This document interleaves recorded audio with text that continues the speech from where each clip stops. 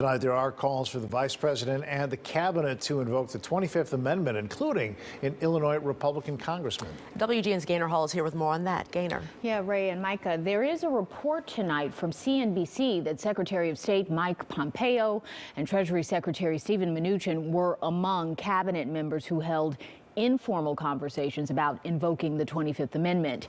But Vice President Mike Pence is reportedly against that. The president is unfit and the president is unwell.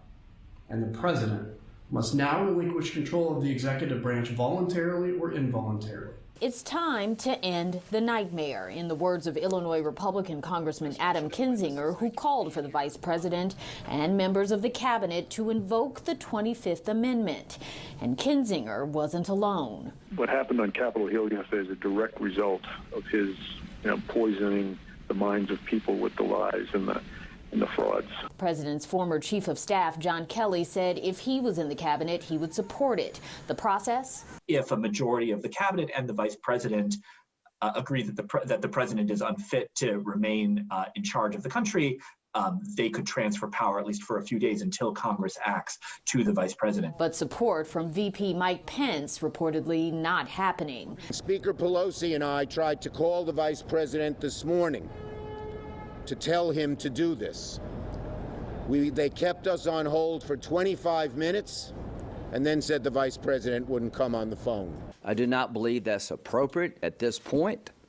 I'm looking for a peaceful transfer of power. I'm looking for the next 14 days to reset, and we will hand off power in a traditional sense. Another option for Congress is impeachment again. We are in a very difficult place in our country as long as Donald Trump still sits in the White House. Joe Biden is sworn in less than 2 weeks, but top Democrats say there's no time to wait. A lot of bad can happen in a short period of time. This president is unhinged. He is inciting violence.